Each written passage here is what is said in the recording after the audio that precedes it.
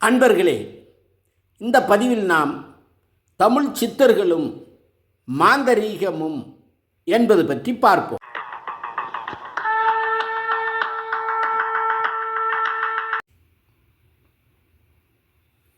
நமது தமிழ் சித்தர்கள் மந்திரம், தந்திரம், யந்திரம் போன்ற கலைகளுக்கு வித்திட்டவர்கள். அவர்கள் இக்கலை பற்றிய இரகசியங்களை அனைவரும் அறிந்து கொள்ளாதவாறு பாதுகாக்கவும் செய்தார்கள். மந்திர, தந்திர, யந்திர கலை பற்றிய இரகசியங்களை மறைபொருளாகவும் பரிபாசையாகவும் எவரது கண்களிலும் எளிதாக பட்டுவிடாமலும் கவனமாக பாதுகாத்த நம் சித்தர்கள் அவற்றை பெரும்பாலும் குகைகளில் மறைத்து வைத்தார்கள். இவ்வாறு மறைத்து பாதுகாக்க காரணம், இந்த இரகசியங்கள் மனிதர்களின் நன்மைக்கும் பயன்படும், அதே அளவில் தீமைக்கும் பயன்படும் கெடுதியையும் தன்னகத்தே கொண்டிருந்தது. இந்த மந்திர, தந்திர, யந்திர இரகசியங்கள் நல்லவர்கள் கையில் கிடைக்கும்போது நன்மைக்கு பயன்படும். அதே நேரம் தீயவர்கள் கையில் சிக்கும்போது தீய செயல்களுக்கானதாக மாறிவிடும்.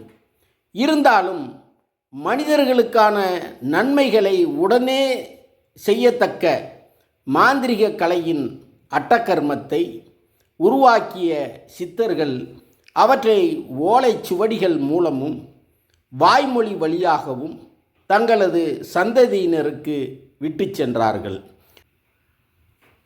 மாந்தரீக கலையானது சிலருக்கு வசமானது, ஆனால் அது பலரை தன் வசமாக்கியது. சில மனிதர்கள் மாந்தரீகத்தை துரத்துகிறார்கள். பல மனிதர்களை மாந்தரீகம் துரத்துகிறது என்று சொன்னால் மிகையல்ல. சித்தர்களின் மாந்தரீக கலையை அறிந்து கொண்டவர்கள் சிலர், அதில் அழிந்து போனவர்கள் பல கோடி பேர் இருக்கலாம். சித்தர்களின் மாந்திரிக கலையானது அறிவை அறிவால் அறிந்து கொள்வதற்கும் புலன்களை வென்று மனதினை உயர்நிலைக்கு கொண்டு செல்வதற்கும் வகை செய்யும் ஆற்றல் வாய்ந்தது. மனிதர்களின் ஆரோக்கியமான வாழ்வு நிலைக்கும் சமூகத்தின் உயர்வு நிலைக்கும் வழிகாட்டக்கூடியது. இவ்வாறான அரிய மாந்திரிக கலையை பற்றி அகத்தியர் மாந்திரிக காவியம், தொண்டு செய்து பெற்றவர்கள் கோடியுண்டு, தொல்லையென்று விட்டவர்கள் கோடியுண்டு, விண்டுமே தெரிந்ததுவும் கோடியுண்டு, விட்டகுறை பட்டவர்கள் கோடியுண்டு, சண்ட மாருதம் போல் மந்திரத்தை தாரணியில் கற்றவர்கள் கோடியாமே என்று கூறுகிறது. இந்த உலகில் அறம் அற்று போவதோடு அநீதியை ஆளுமை செய்கின்ற காலங்களில் எல்லாம் நீதியை நிலைக்கச் செய்ய தொடர்ந்து சித்தர்கள் வந்து கொண்டே இருக்கிறார்கள். இப்படி வருகை தரும் சித்தர்களை தன்னகத்தே கொண்டதுதான் நம் தமிழ்நாடு. இவ்வாறு வருகை தந்த சித்தர்கள் பற்றற்று இருத்தலும், சமூகம் சிறக்க வழிகாட்டுதலும், மூப்பை வெல்லுதலும், நோய் தீர இயற்கையை பயன்படுத்துதலும் போன்றவை மனிதர்களுக்கு சாத்தியம்தான் என்பதை சாத்தியப்படுத்தி காட்டினார்கள்.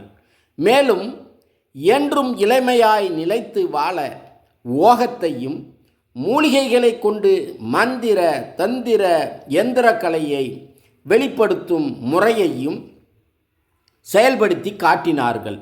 மேலும் அண்டத்தை ஆள்வது முதல் எண்ணற்ற அரிய தகவல்களை நமக்கு தந்து சென்றவர்கள்தான் நம் தமிழ் சித்தர்கள்.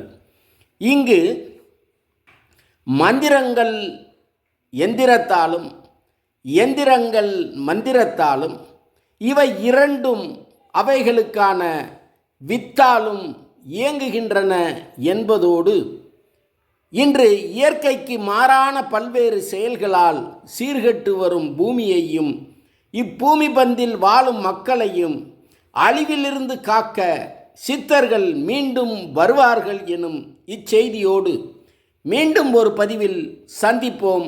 நன்றி.